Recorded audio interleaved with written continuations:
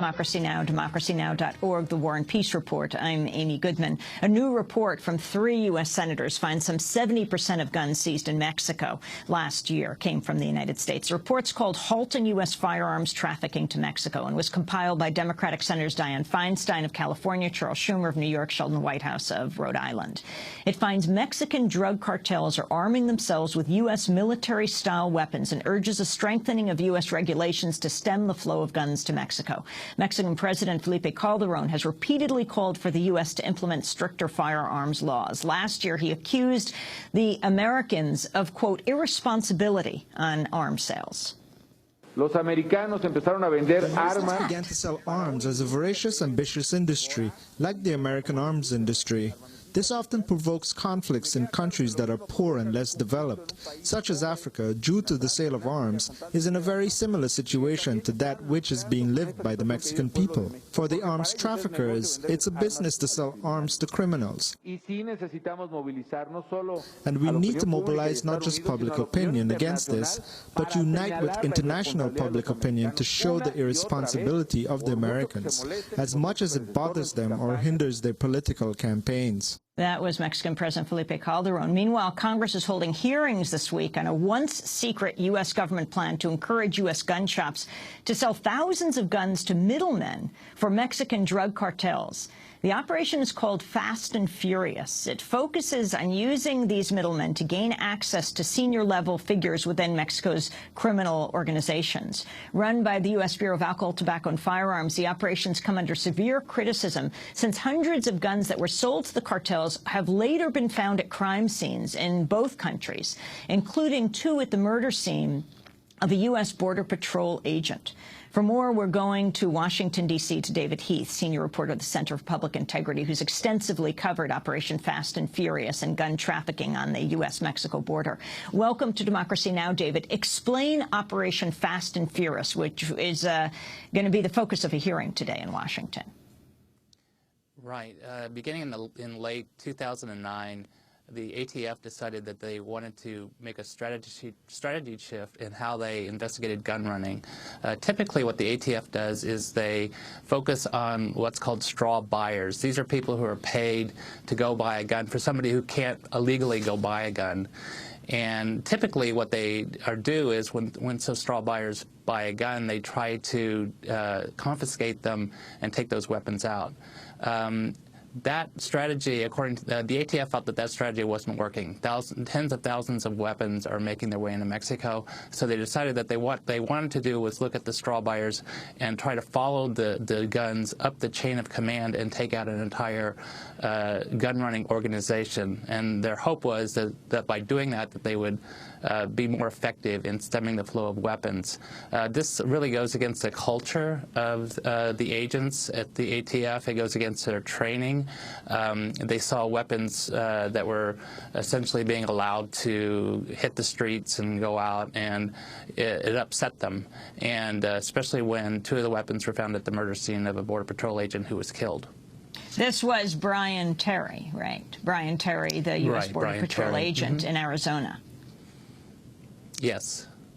Talk about the hearings and their significance. I mean, we're talking about the possibility of holding the Obama administration, the Justice Department, in contempt. Yeah, that's a very unusual thing. I think it's only happened a few times in history. What's happening is that there's 2 investigations going on right now. The Inspector General of the Justice Department is investigating to see if mistakes were made in the approach that the ATF took. At the same time, members of Congress, specifically Senator Charles Grassley of Iowa and Darrell Issa of California, Representative Darrell Issa of California, are also doing their own investigations into Operation Fast and Furious. And I think they're going to have a hearing today and they've already released a report to show essentially that agents within the Phoenix office of the ATF were very upset about how this was handled. Addressing a meeting of the National Rifle Association in April, former U.S. Ambassador to the UN, John Bolton, argued American guns are not to blame for drug-related violence in Mexico. There are a lot of guns in Mexico in the hands of the drug cartels. Absolutely. Where do they come from?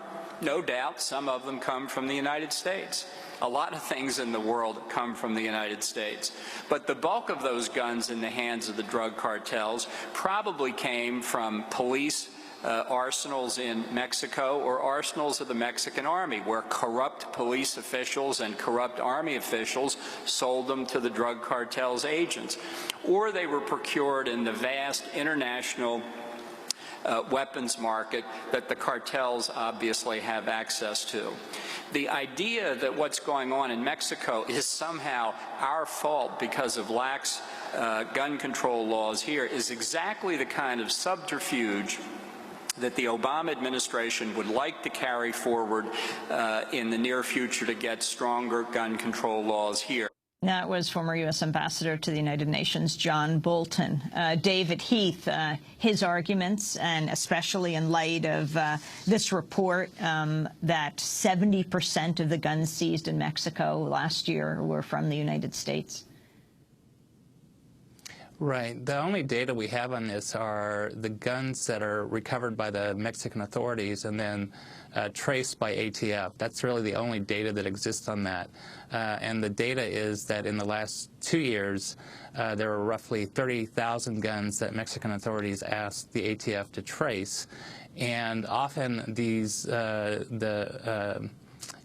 guns come with incomplete serial numbers, or they're not inputted into the database correctly. So there's a lot of times when they can't do a match. But of those that they were able to trace, 70% of the weapons, about 20,000 weapons, were traced back to the United States. There's 8,500 gun dealers along the border of Mexico.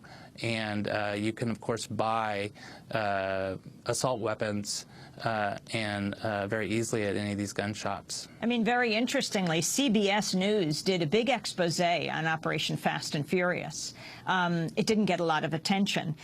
Sources told CBS News several gun shops wanted to stop the questionable sales, but the ATF, the U.S. government, Alcohol, Tobacco, and Firearms, the agency, encouraged them to continue.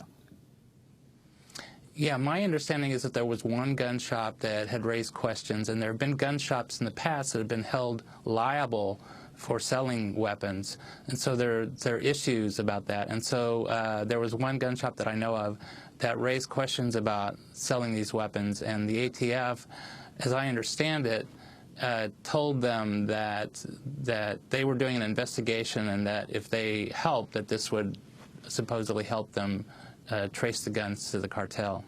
And then the issue of the sunset of the assault weapons ban, which President Obama says he will not push to reinstate. The significance of the flow of assault weapons into Mexico. Right. One of the things that hasn't gotten very much attention in this whole investigation is that up until 2004, AK-47s were illegal in this country. There was a ban for 10 years on assault-type weapons, these military-style weapons that the drug cartels like. And so you've seen a dramatic increase in violence in Mexico since then. You've seen, and these AK-47s especially, or these 50 caliber guns, are really the weapons of choice of the drug cartels.